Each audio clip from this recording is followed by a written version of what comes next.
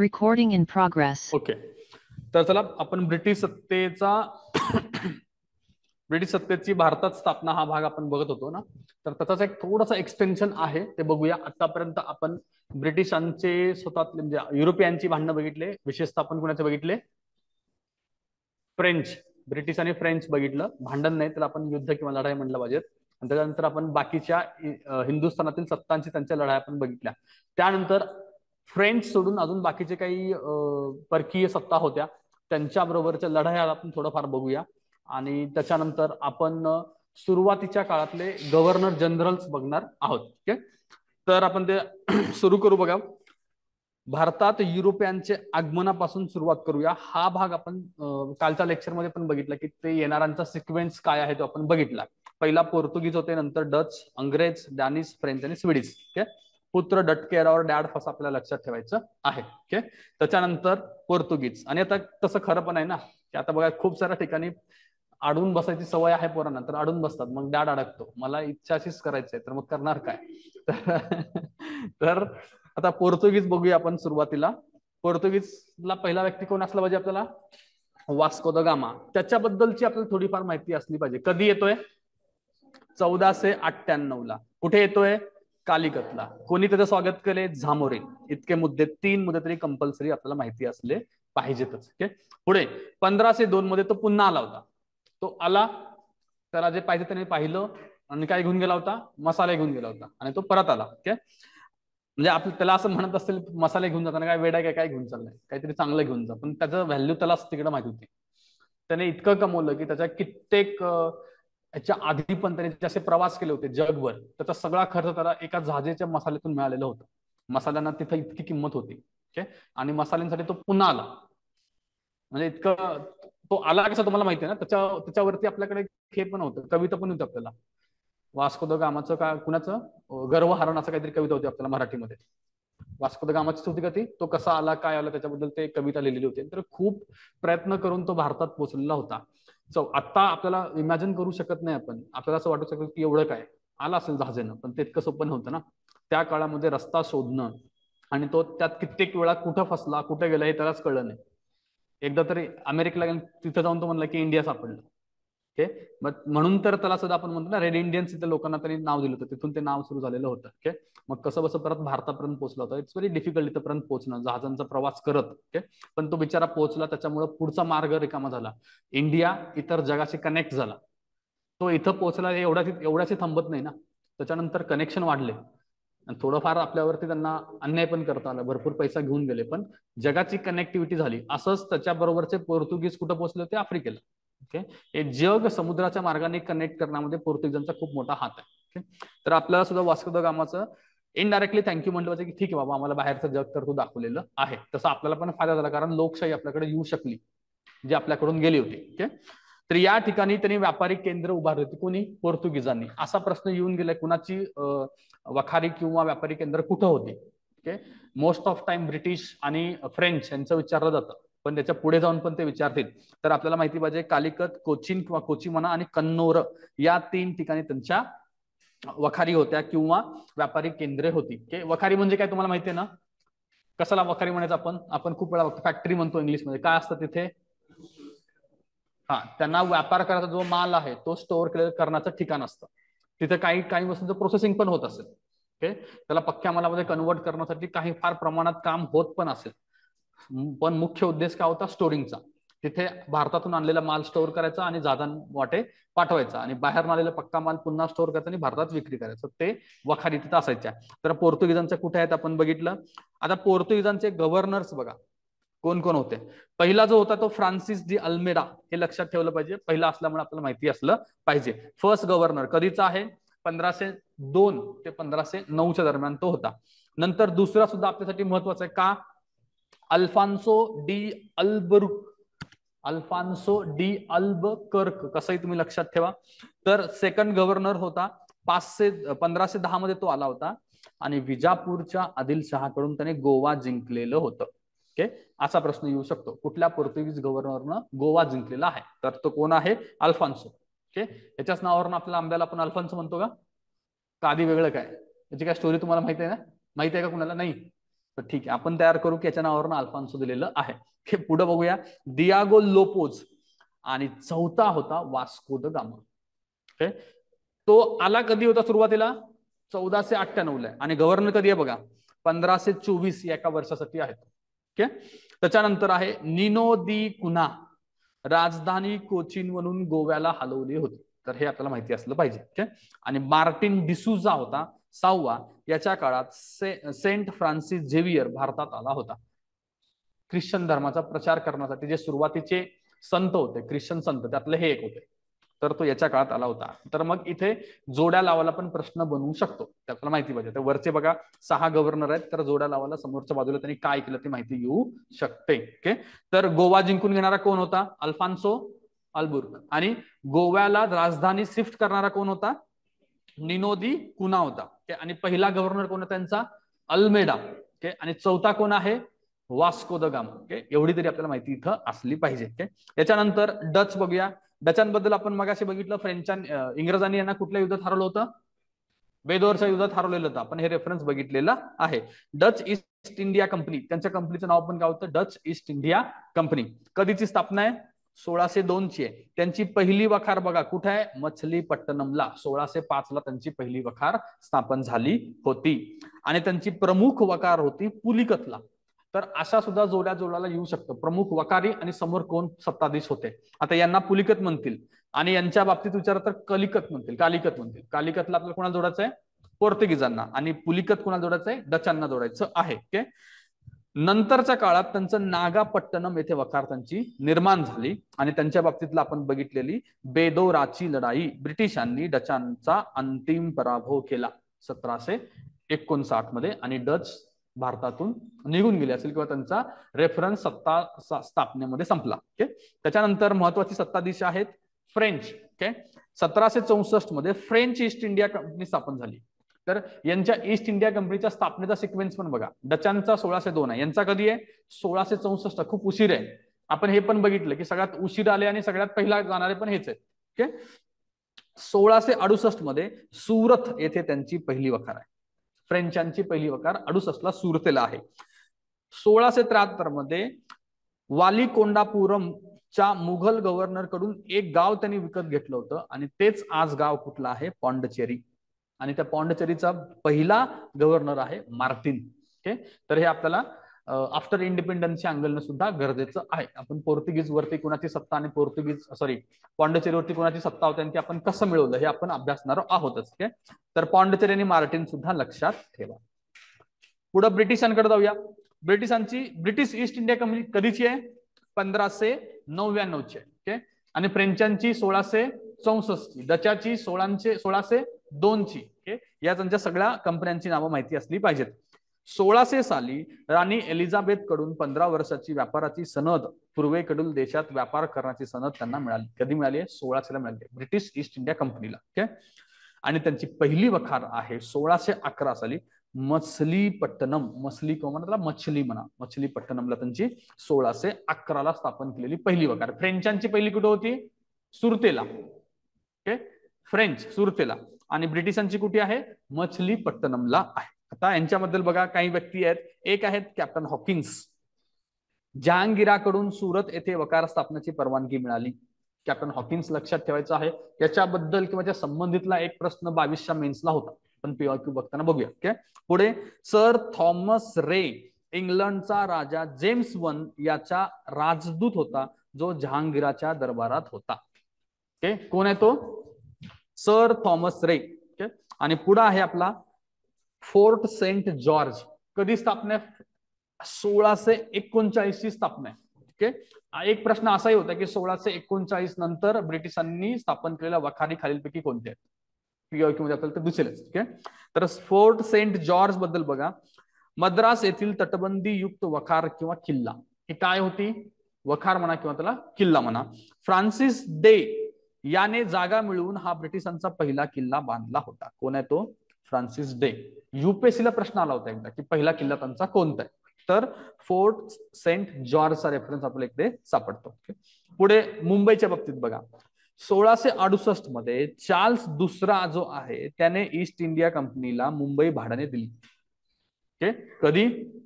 1668 ला. तुमच्या लक्षात येते त्यांचं काही चाललंय, आमचा प्रदेश तेच एकमेकांमध्ये देतात एकमेकांना. ओके, 1668 ला त्याने भाड्याने दिला होता. पोर्तुगीज राजकुमारीशी लग्न केल्याने हुंडा म्हणून दिला होता.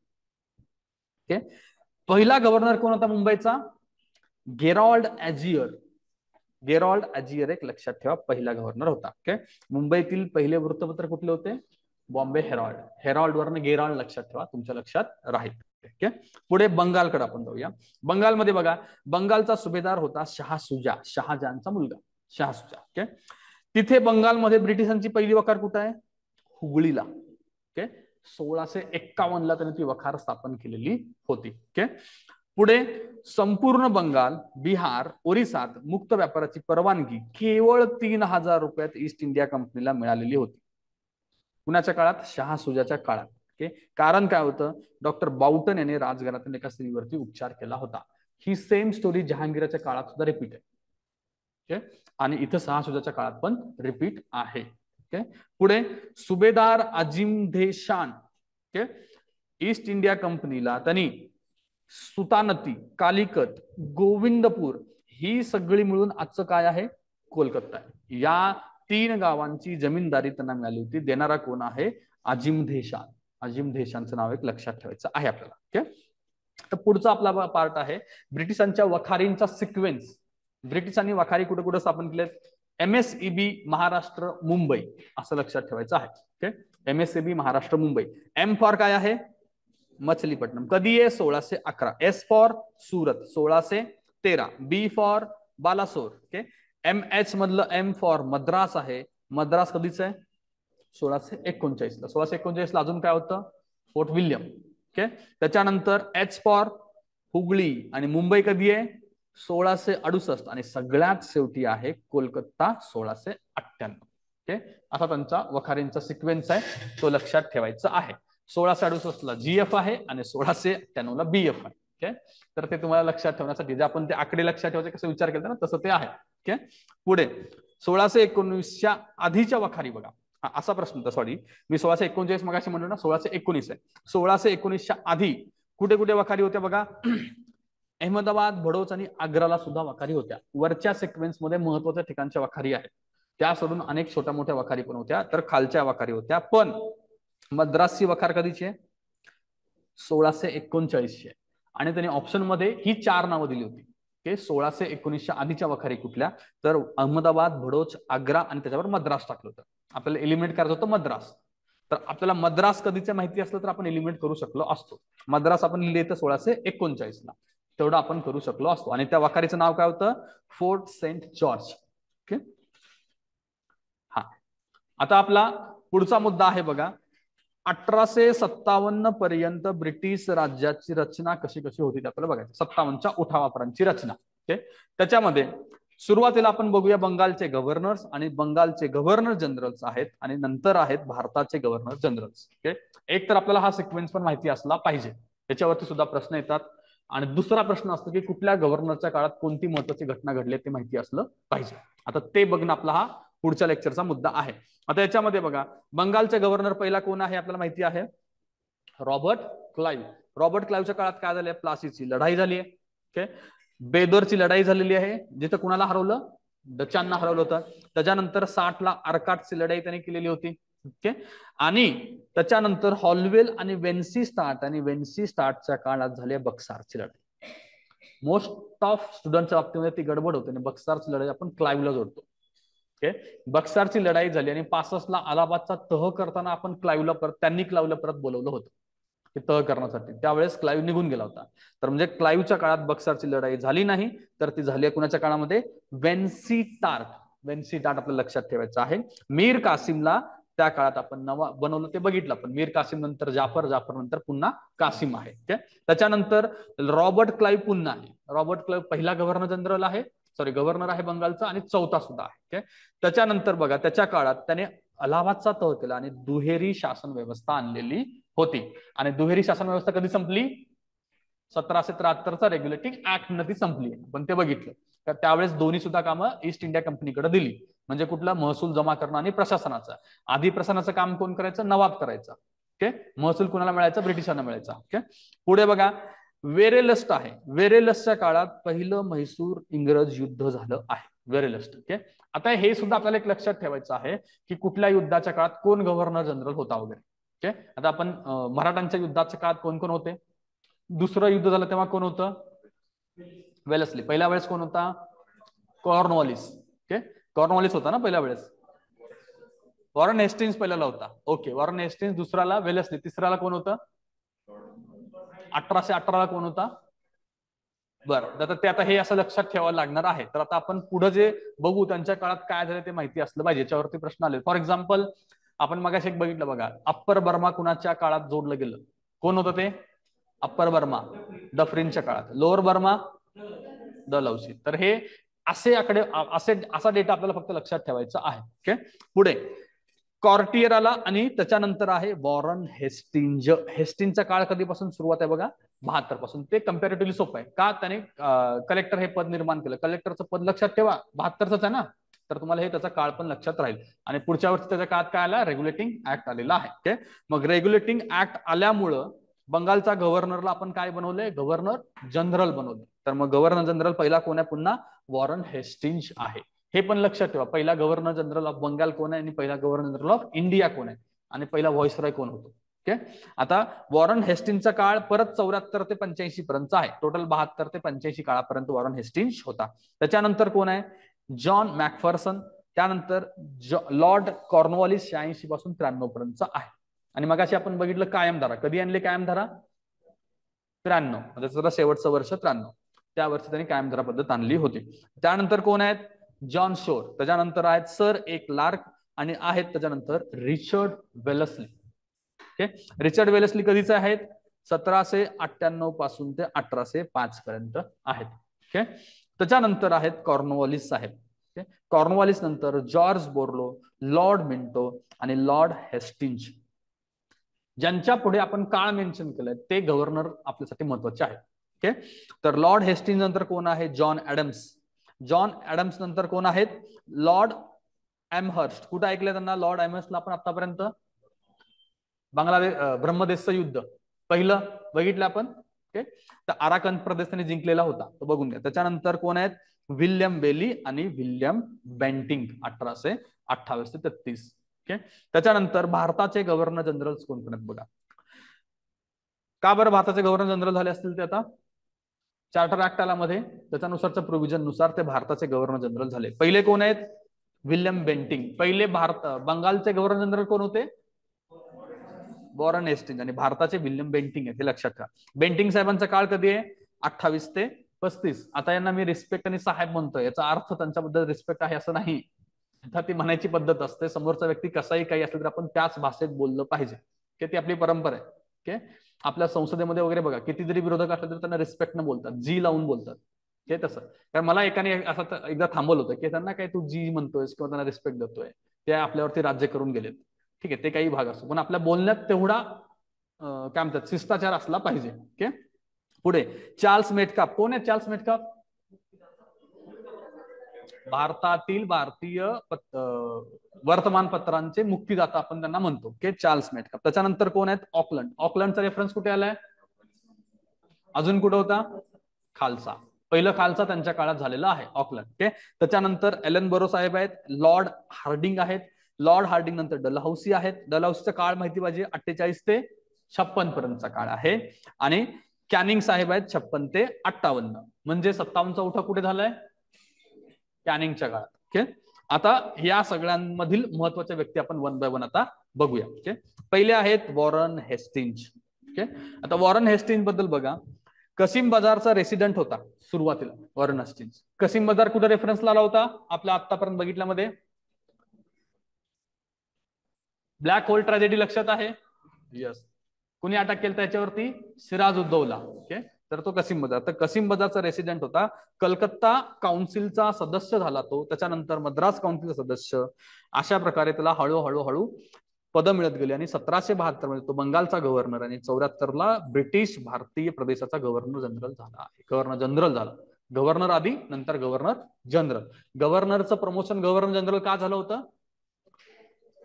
इतर प्रदेशांना बंगालच्या गव्हर्नरच्या अंतर्गत आणलं गेलं होतं मुंबई आणि मद्रासला, त्यामुळे त्याला गव्हर्नर जनरल केलं होतं. ओके, आता याच्या बाबतीतल्या काय काय गोष्टी आता आपण बघूया.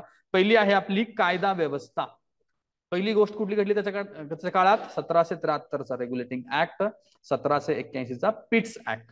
ओके, आता हे सगळे ऍक्ट डिटेलमध्ये आपण भारतीय घटनात्मक विकास या टॉपिक बघणार आहोत. त्या टॉपिक मध्ये आपण बघणार आहोत आणि हे टॉपिक आपल्याला GS2 च्या अँगलनं पण महत्वाचं आहे.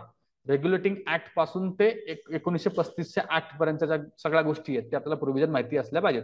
3-4 मार्काला ते नक्की येतं इतिहास तसेच GS2 मध्ये. ओके, आता 1781च्या ऍक्ट मध्ये बघा, गव्हर्नर जनरल इन काउन्सिल आणि कलकत्ता सुप्रीम कोर्ट यांचे अधिकार क्षेत्रात स्पष्ट विभाजन केले.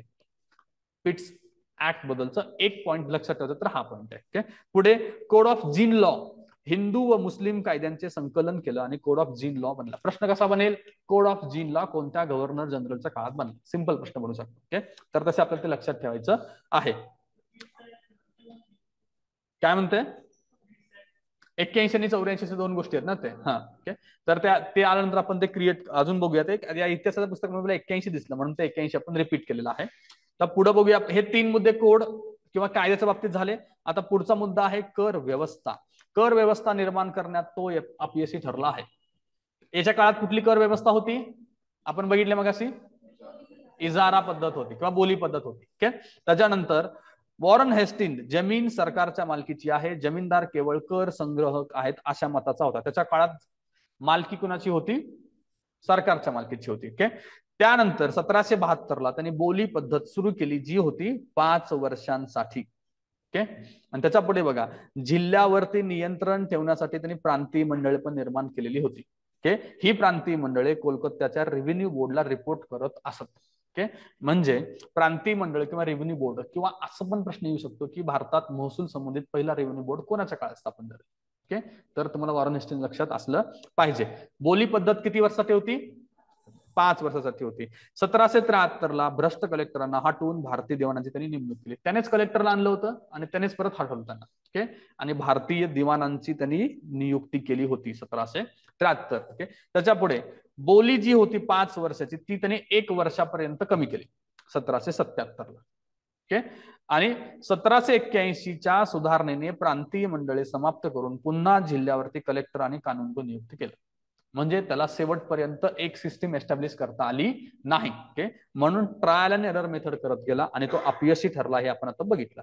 कर व्यवस्थेच्या बाबतीत तो कसा आहे, अपयशी आहे. ओके, आणि आता ऑफिसर्स लक्षात ठेवा कोण आहेत बघा. इथे कलेक्टर आहे, कानूनगो आहे, वरती भारतीय दिवाणांची नेमणूक आपण बघितलेली आहे. त्याच्याच बरोबर आपण प्रांतीय मंडळ आणि रेव्हेन्यू बोर्ड पण बघितलं. ओके, सुरुवात त्याने केलेली होती आणि त्याला त्यात अपयश आलेलं आहे. त्याच्यावरती एक मुद्दा आहे बघा, नायब दिवाण मोहम्मद रजा खान बघितले आणि राजा सिताबराया यांना काढून रेव्हेन्यू बोर्डची त्यांनी स्थापना केली होती. सुरुवातीला या दोघांकडे काम दिलं आणि त्यांना काढून त्यांनी रेव्हेन्यू बोर्ड स्थापन केलेलं होतं. ओके, त्याच्यानंतर पुढचा त्याच्या गोष्टी आहेत प्रशासकीय सुधारणाबद्दलच्या. त्याने काय सुधारणा केल्यात, राजकोष मुर्शिदाबादहून त्यांनी कलकत्त्याला शिफ्ट केला.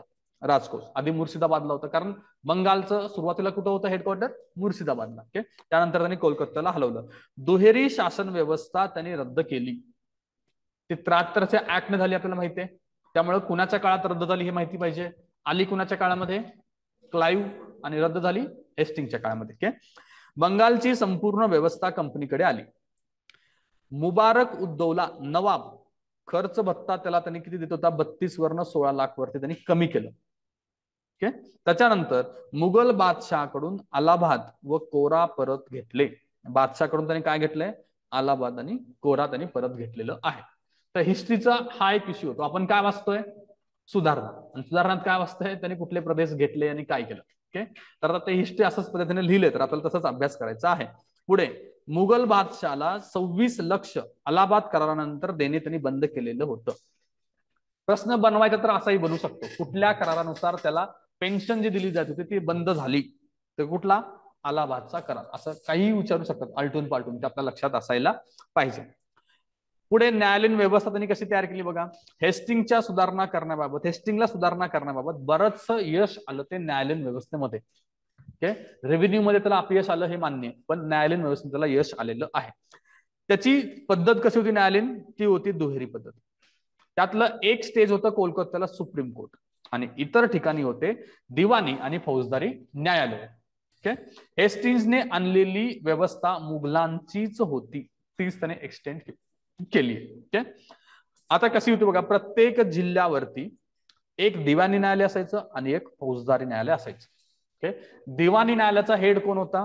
कलेक्टर. हिंदूंसाठी हिंदू कायदा तर मुस्लिमांसाठी मुस्लिम कायदा चालायचा दिवाणी न्यायालयामध्ये. ओके, आणि राईट साईडला आपलं काय आहे? फौजदारी न्यायालय. तिथं मात्र मुस्लिम कायदाच लागू होता. आणि याच्यामध्ये कोण कोण होते बघा न्याय देणारे? काझी, मुफ्ती, मौलवी. एका दिवाणी न्यायालयात एक काझी, एक मुफ्ती आणि 2 मौलवी असायचे. आता ते 1+1+2 वगैरे लक्षात ठेवण्याच्या भानगडीत पडू नका. ओके, आणि यांचा रिपोर्ट कोणाला असायचा? कलेक्टर साहेबांना त्यांचा रिपोर्ट असायचा. फक्त आपल्याला माहिती पाहिजे की हे कोण होते, ऑफिसर्स कोण होते न्याय देणारे. आणि फौजदारीला मुस्लिम कायदा होता आणि दिवाणीला मात्र दोन्ही कायदे लागू होते. ओके, याची अपील कुठे जायची दिवाणी न्यायालयाची बघा? सदर दिवाणी न्यायालयात जायची. आणि सदर दिवाणी न्यायालयात कोण असायचं? स्वतः गव्हर्नर. आणि गव्हर्नर बरोबर गव्हर्नरचं काउन्सिल असायचं, त्याच्यामध्ये काउन्सिलचेच 2 सदस्य असायचे, 1+2. ओके, तर प्रश्न सिंपल बनू शकतो की सदर दिवाणी न्यायालयाचा गव्हर्नर कोण असत, सॉरी हेड कोण असायचा, अध्यक्ष कोण असायचा? तो स्वतः गव्हर्नर असायचा. ओके, आणि सदर फौजदारी न्यायालयामध्ये कोण असायचं बघा? सदर काझी, सदर मुफ्ती आणि 3 मौलवी, 1+1+3. यांवरती कुणाचा कंट्रोल असायचा? गव्हर्नरचा. वरती कोणाचा होता? कलेक्टरचा. इथं गव्हर्नरचा. ओके, इतकं फक्त लक्षात ठेवायचं आहे. आणि याला सोडून एक वेगळी सिस्टीम होती, ती म्हणजे कलकत्त्याला असणारं सुप्रीम कोर्ट. ओके, आणि त्या सुप्रीम कोर्टचं अधिकार क्षेत्र काय होतं? कलकत्त्यात राहणारे सर्व भारतीय आणि इंग्रज. ओके, इंग्रजी कायदा इथे लागू होता कलकत्त्यात, इंग्रजी कायदा. ओके, फर्स्ट न्यायाधीश कोण होते? इम्पे. हे नाव लक्षात ठेवा, कॉन्ट्रोवर्शियल नाव आहे, इम्पे लक्षात ठेवायचं. ओके, आलं तुमच्या लक्षामध्ये? अशा प्रकारची त्यांनी व्यवस्था निर्माण केलेली होती. म्हणजे त्याची व्यवस्था कशी होती? 2 स्तरीय का 3 स्तरीय? 2 स्तरीय होती. ओके, दिवाणी न्यायालय आणि सदर दिवाणी, तसंच फौजदारी आणि सदर फौजदारी.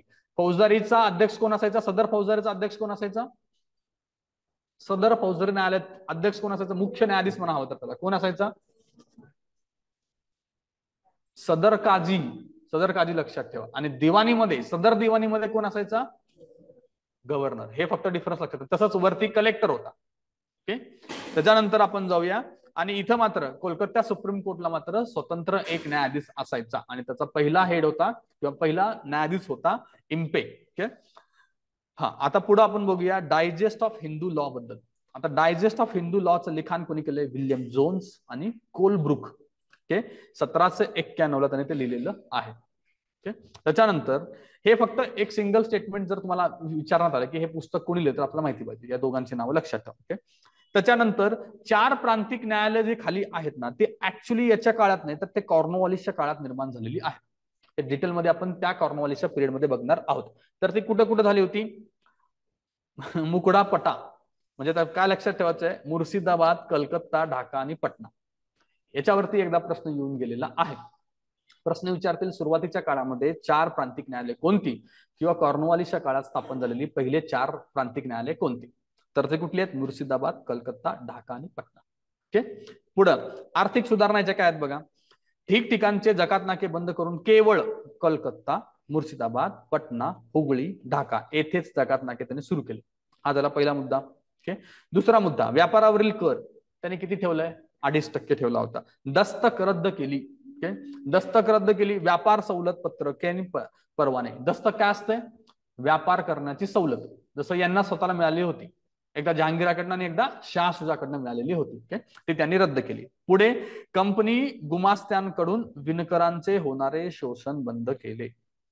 हा एक पॉइंट आपल्याला थोडासा विचित्र वाटू शकतो, पण तो आहे. ओके, आपल्याला प्रश्न विचारला त्याच्या काळात कुठल्या आर्थिक सुधारणा झाल्या, त्याचा 4था पॉइंट दिला तर आपल्याला ते वाटणार नाही. ओके, कारण तो कंपनीचाच हेड आहे आणि तो कंपनी गुमास्त्यांच्या विरोधात ऍक्ट करतोय, तर त्यामुळे ते वाटणार नाही. आणि त्याच्याच काळात कलकत्त्याला तयार झाली टाकसाळ. टाकसाळ आपल्याला माहिती असली पाहिजे. पहिली मिंट म्हणतो आपण त्याला. ते कुठे झाले? कोलकात्याला. आणि कुणाच्या काळात? हेस्टिंगच्या काळात. ओके, कागदी चलनाचा त्यांनी प्रयोग केला होता पण ते यशस्वी झाला नाही. ओके, हे त्याच्या काळातले झाल्या आर्थिक सुधारणा. सामाजिक सुधारणाकडे आपण येऊया. 1781 मध्ये कलकत्ता येथे त्यांनी मदरसा स्थापन केली आहे. याच्यावरती जर खूप वेळा प्रश्न आलाय. 1781 पण तुम्हाला माहिती पाहिजे. आणि पहिली मदरसा जे त्यांनी स्थापन केली ते कलकत्त्याला होते. अरेबिक आणि पर्सियन शिकवण्यासाठी त्यांनी सुरू केलेली होती. कारण इथं राज्य करायचं तर इथली भाषा, इथले कायदे माहिती असणं गरजेचे आहे. कायद्याची पुस्तकं वाचता आली पाहिजे आणि ट्रान्सलेट करता आली पाहिजे. हा उद्देश समोर ठेवून त्यांनी कलकत्त्याला मदरसा स्थापन केलेली होती. दुसरं, त्याने गुलामगिरी प्रथा आपल्याकडची बंद केली. ओके, विवाह कर त्याने बंद केला.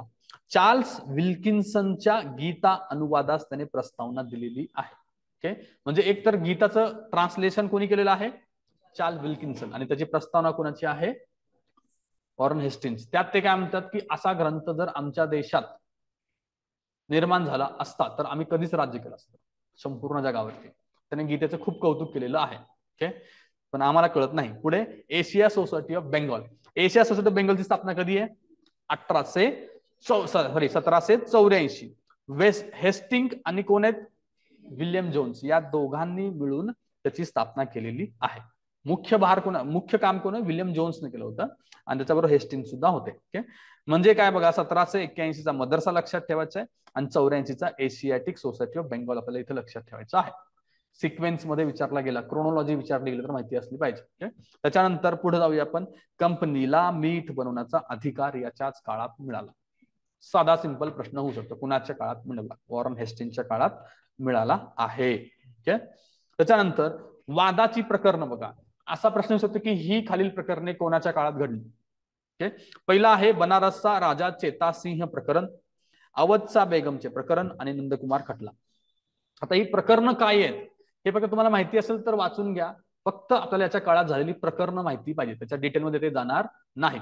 आता त्याच्यात काय, त्यांनी राजा चेतासिंह किंवा अवधची बेगम त्यांचं राज्य कसं हडप केलं याच्याबद्दलची स्टोरी आहे. ओके, आणि नंदकुमार खटलामध्ये पण त्याला उलट कसं फसवलं, त्याच्यात इम्पे सुद्धा इन्व्हॉल्व होता, त्याची ती स्टोरी आहे.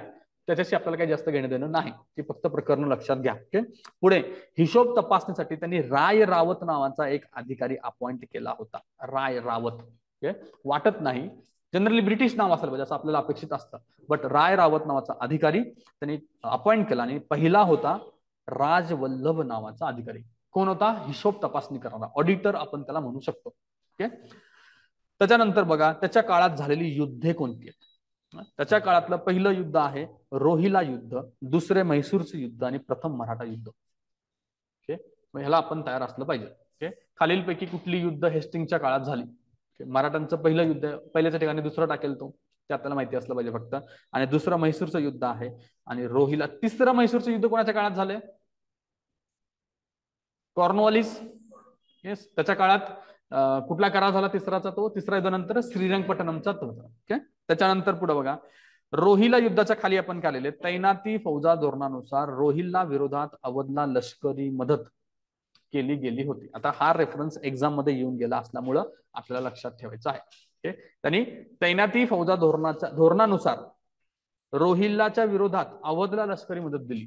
त्यांना अपेक्षित होतं की आपल्याला अवध माहिती असलं पाहिजे. म्हणजे रोहिल्ला साम्राज्याने तैनाती फौजा धोरण स्वीकारल्या. मग त्यात काय होतं की आम्ही तुम्हाला डिफेंड करू. मग ते डिफेंड करण्याची संधी त्यांना कुठे मिळाली? अवधनं जेव्हा रोहिल्ल्यावरती अटॅक केला तेव्हा मिळाली. तर हे एक फॅक्ट तुम्हाला लक्षात असलं पाहिजे. ओके, आता आपण पुढे जाऊया लॉर्ड कॉर्नवॉलिस साहेबांकडे.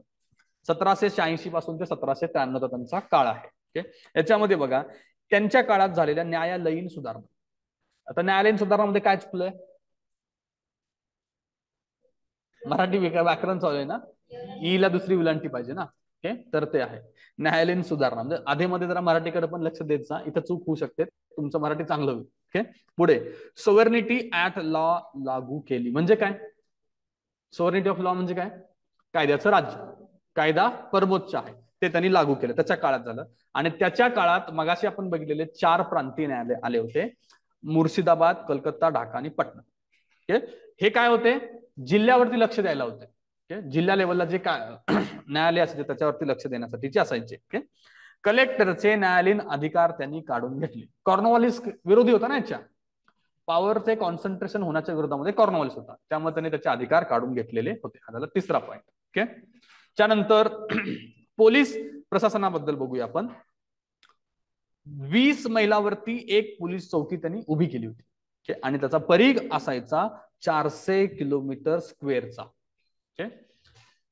त्याच्यानंतर दुसरा मुद्दा, जिल्ह्यांचे विभाग किंवा डिव्हिजन बनवून त्याच्यावरती त्यांनी दरोगा या भारतीय अधिकाऱ्याची नेमणूक केली, असाच प्रश्न होता. कॉर्नवॉलिसच्या काळात जिल्ह्याचे विभाग करून त्याच्यावरती कोणता अधिकारी अपॉइंट केला होता? खाली ऑप्शन मध्ये दरोगा होता, आपल्याला तर दरोगा निवडायचं होतं. ठीक आहे. Recording in progress. त्यानंतर पुढे आपण बघूया प्रशासकीय सुधारणा कॉर्नवॉलिसने काय केल्या. आणि कॉर्नवॉलिसला काय म्हणतो आपण? भारतीय सिव्हिल सर्व्हिसचा जनक म्हणतो, हे बघितलं. आणि ऑल इंडिया सर्व्हिसचा जनक कोण होते?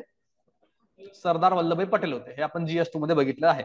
आता प्रशासकीय सुधारणामध्ये बघा, युरोपीयकरणावरती त्याचा भर होता. भारतीयांना 500 पाऊंड पेक्षा कमी वार्षिक वेतन असणाऱ्या पदावरच नेमलं जात होतं. आता याचं उलट पण तो देऊ शकतो ना, तो म्हणू शकतो की भारतीयांना उच्च पदावरती नेमणूक केली त्यांनी. कॉर्नवॉलिसचा भारतीयांवरती विश्वास नव्हता, हे एवढं तरी आपल्याला माहिती असलं पाहिजे, त्यामुळे त्यांनी भारतीयांना उच्च पदावरती नेमणूक दिली नाही. पुढे कॉर्नवॉलिस कोड त्याच्या काळात आला होता. शासकीय कामकाजाचे तपशीलवार नियम. कॉर्नवॉलिस कोड बद्दल काय? कॉर्नवॉलिस कोड शासकीय कामकाजाचे तपशीलवार नियम. आणि पुढचा पॉइंट आहे, महसूल प्रशासन व नागरिक प्रशासन विभक्त करण्यात आलं होतं. Recording in progress. ओके, तर आता आपण प्रशासकीय सुधारणातलं काय बघितलं? महसूल प्रशासन आपण बघितलं. ओके, त्याच्यानंतर नागरी प्रशासन विभक्त, महसूल प्रशासन आणि नागरी प्रशासन विभक्त त्यांनी केलेलं होतं, हा एक पॉइंट आहे. कॉर्नवॉलिस आपण बघितलं ना, तो कशावरती त्याचा फोकस होता?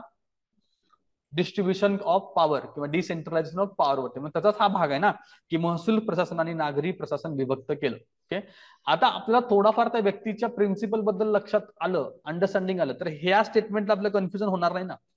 तुम्हाला एक्झाम मध्ये प्रशासकीय सुधारणाच्या अंतर्गत खालचे 3 पॉईंट दिले, तर तिसरा पॉईंट तुमचं कन्फ्युजन होणार नाही, जर तुम्हाला कॉर्नवॉलिस कसा व्यक्ती माहिती असेल तर कॉर्नवॉलिसला आपण GS2 मध्ये पण बघितले आणि आता हिस्ट्रीमध्ये पण बघत आहोत. त्याला पॉवरचं कॉन्सन्ट्रेशन होऊ द्यायचं नव्हतं. ओके, त्यामुळे त्यांनी दोन्ही महसूल प्रशासन आणि नागरी प्रशासन विभक्त केलेले होते. ओके, आपल्याकडे आता आहे का विभक्त? नागरी प्रशासन आणि महसूल प्रशासन भारतात विभक्त आहे का? आहे का? नागरी प्रशासन म्हणजे काय? कुठलं आहे आपल्याकडं? नागरी प्रशासनाला तुम्ही कुठलं प्रशासन म्हणू शकता? कुठलं?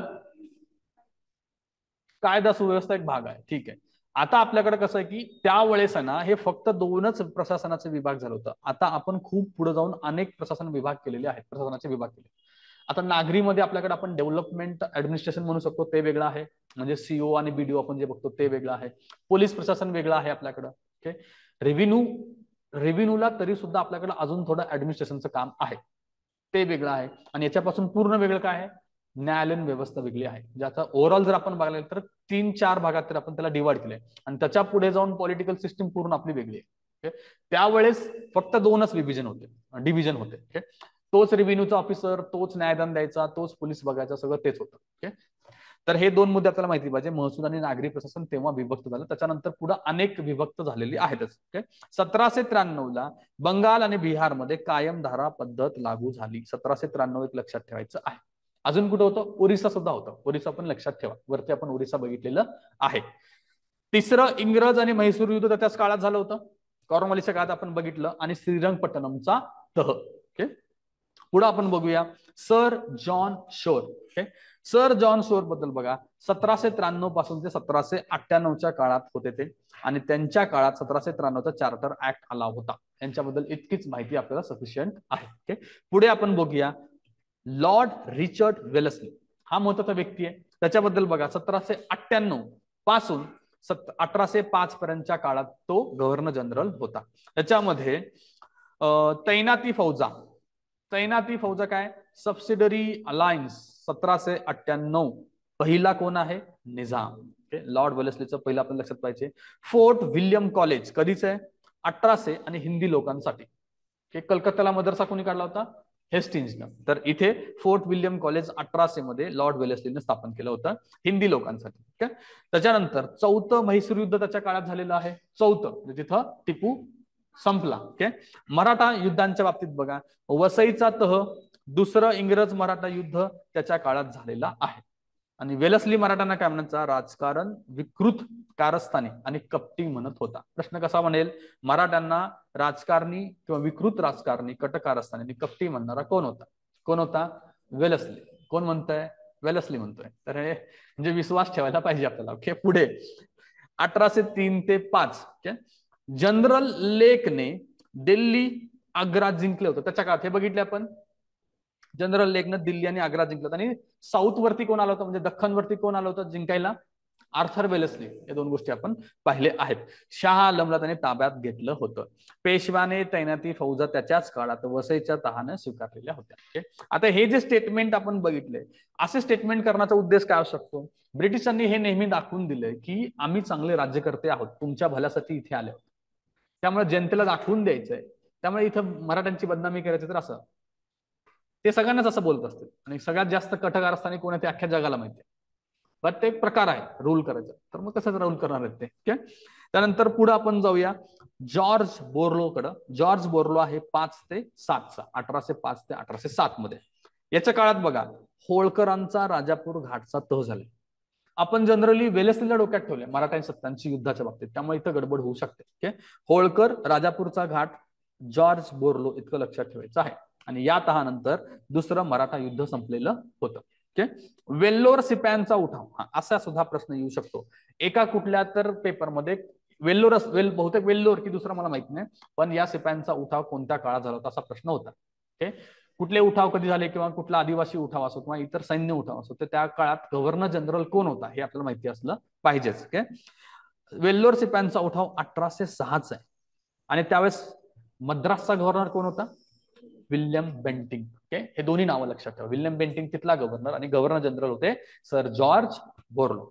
पुढे आपण बघूया लॉर्ड मिंटो. 1807 पासून 1813 पर्यंत लॉर्ड मिंटो होते. अमृतसरचा करार झालाय त्याच्या काळात.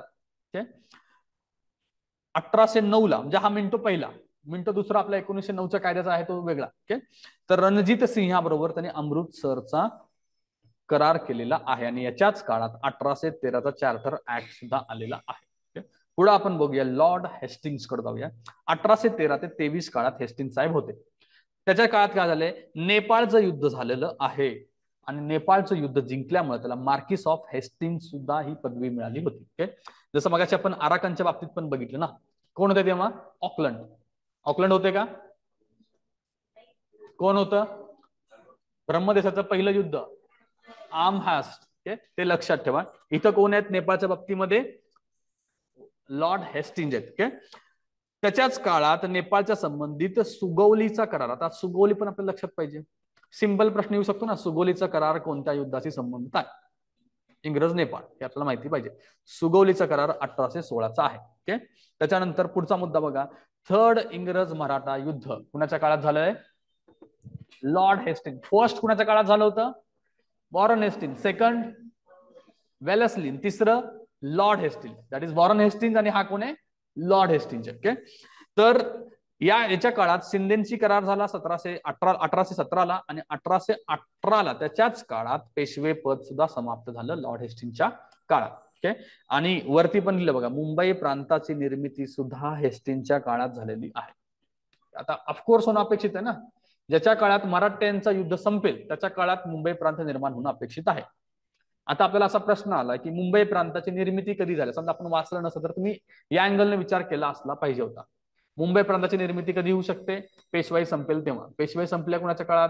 हे रिकॉल झालं पाहिजे आपल्याला, किंवा कलेक्ट झालं पाहिजे. हेस्टिंग आठवले की हेस्टिंग उत्तर लिहायचं आहे. मोस्ट ऑफ प्रश्नांमध्ये हिस्ट्रीमध्ये तुम्हाला डायरेक्ट किंवा 100% शुअर वाली उत्तर येणारच नाही. निम्म्याहून जास्त प्रश्नाला तुम्हाला तुमचा गेस वापरावा लागेल. तुमचा गेस जेवढा एक्झॅक्ट आहे तेवढा जास्त मार्क आहे. असं कधी होणारच नाही, अरे हे मी वाचलंय पेज नंबर 360 वरती होतं, मी आय एम शुअर आहे, असं होणारच नाही हिस्ट्रीच्या बाबतीत. तर पुढे बघूया, त्याच्याच काळात पिंडारीचे दमन झाले 1818ला. मद्रासमध्ये रयतवारी पण त्याच्याच काळात आले. लॉर्ड हेस्टिंग्ज कुठं होता? सेंटरला होता बरं का. रयतवारी मद्रासमध्ये कुणी आणली याचा रेफरन्स आपण नंतर बघूया. त्यावेळेस तिथला तो गव्हर्नर असेल, आपण मनरोचं बघणार आहे तेव्हा. बट तिथं लॉर्ड हेस्टिंग्ज होता सेंट्रलला. पुढे बघा, पंजाब आणि आग्रामध्ये महालवारी पण त्याच्याच काळात आली. ओके. 1822 मध्ये बंगाल कास्तकरी अधिनियम पण त्याच्यात काळात आलेला आहे. ओके. इतक्या सगळ्या गोष्टी लॉर्ड हेस्टिंगच्या काळात झालेल्या होत्या.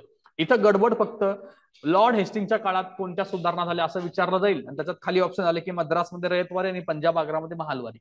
आपण एलिमिनेट करू त्याला, कारण आपल्याला महालवारी आणि रयतवारीची वेगळी माणसं माहिती आहेत. बरोबर आहे. ओके. आपण रयतवारीला कोणाचं नाव देतो? मेजर मनरोचं नाव देतो. ओके. पण तिथे ते मद्रासमध्ये गव्हर्नर होते, हे गव्हर्नर जनरल आहे.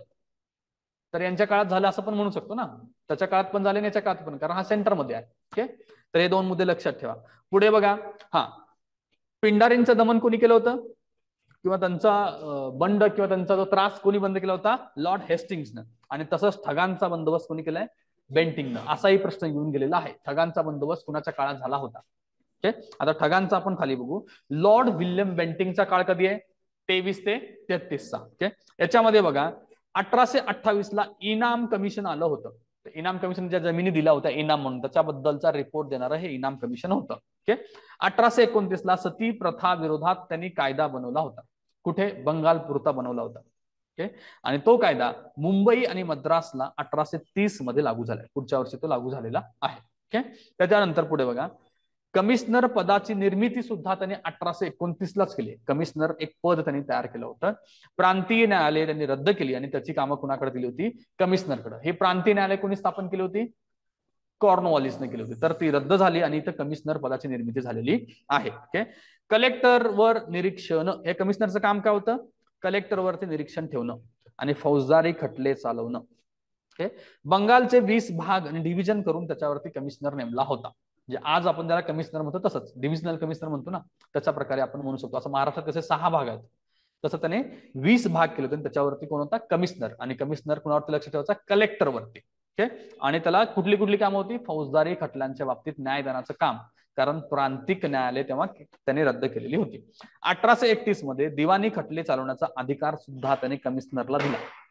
आधी फौजदारी, नंतर दिवाणी हक्क सुद्धा त्याला दिलेला होता. ओके. जिल्हा न्यायाधीशांना दिला. अच्छा, हा दिवाणी न्यायालय चालवण्याचा अधिकार जिल्हा न्यायाधीशांना दिला बरं का, सॉरी. कमिशनरकडनं ते अधिकार काढून जिल्हा न्यायाधीशांना दिले. म्हणजे काय? त्याच्याकडे फक्त फौजदारी खटले चालवण्याचा अधिकार होता. ओके.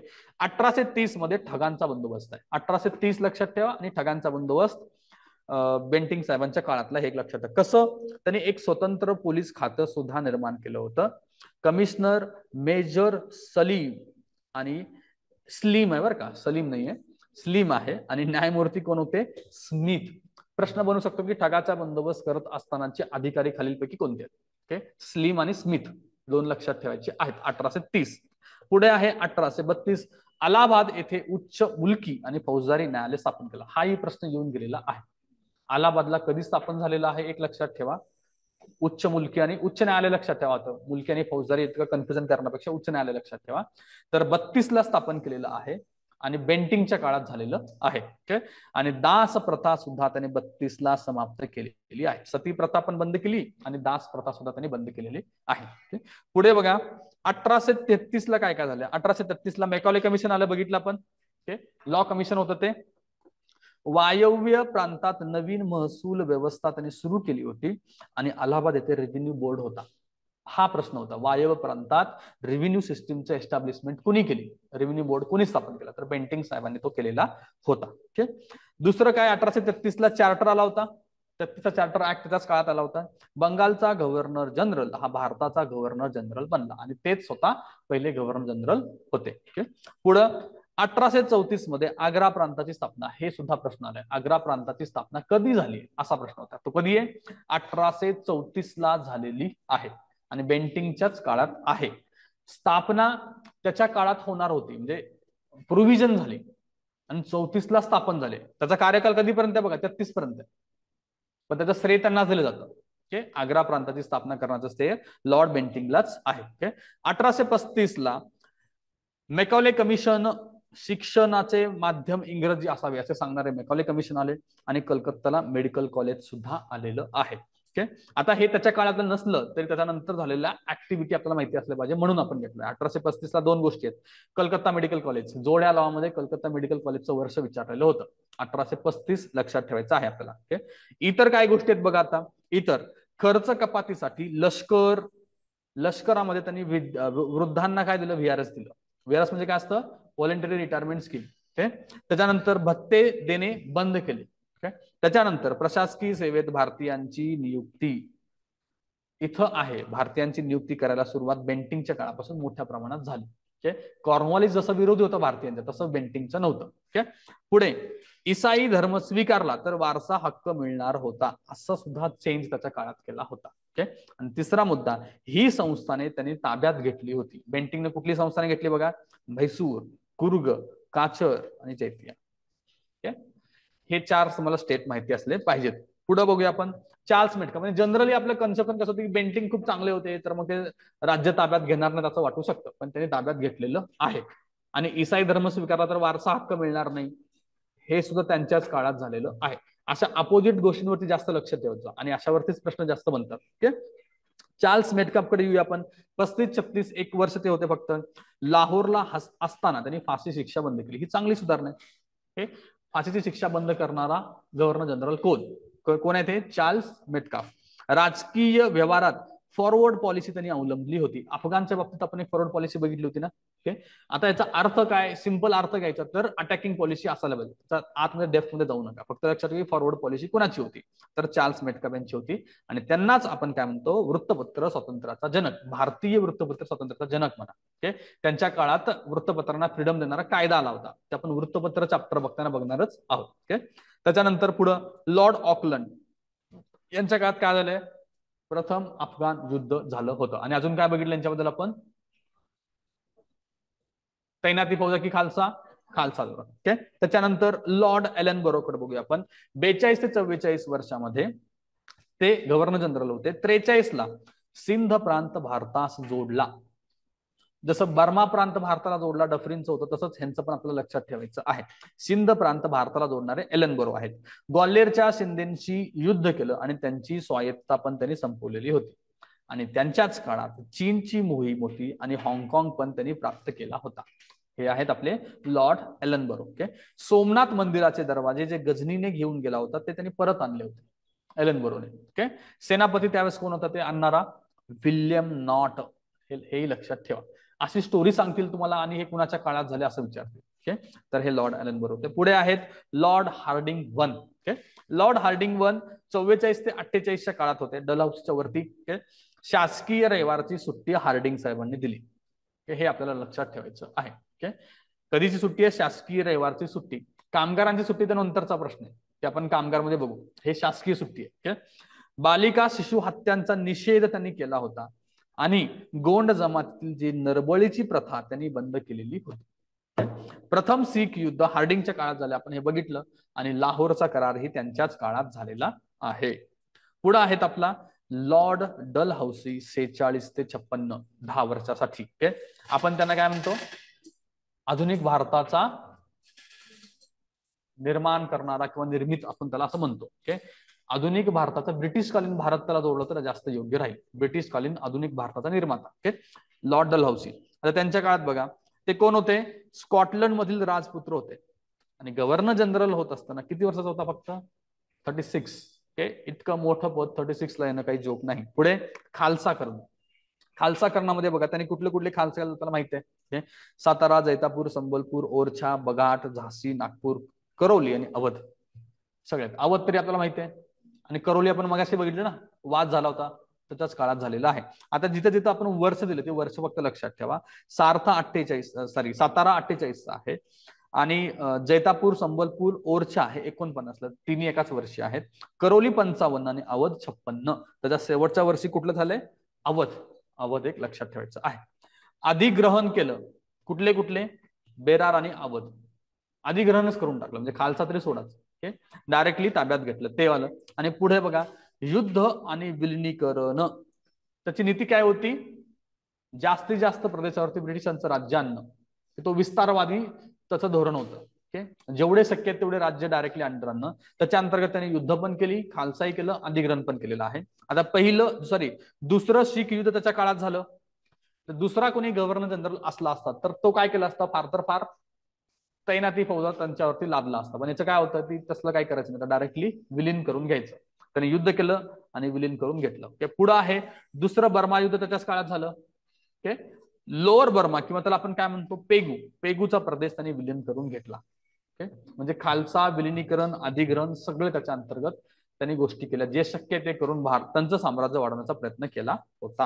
आणि त्याच्या इतर गोष्टीमध्ये बघा कुठल्या कुठल्या गोष्टी येतात. 1853चा चॅप्टर त्याच्या चार्टर ऍक्ट त्याच्याच काळात आलाय. ओके, आणि 33चा चार्टर ऍक्ट कुणाच्या काळात होता?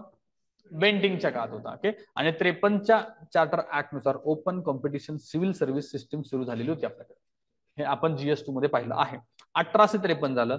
56ला विधवा पुनर्विवाह कायदा त्याच्या काळात आलेला आहे. सतीबंदी कायदा कोणाच्या काळात आला होता? बेंटिंगच्या काळात. आणि इथं विधवा कायदा डलहौसीच्या काळात आलेला आहे. दार्जिलिंग सुद्धा त्यांनी जिंकलं होतं. कर्नाटक आणि तंजावर इथलं राजापद त्यांनी बरखास्त केलं होतं.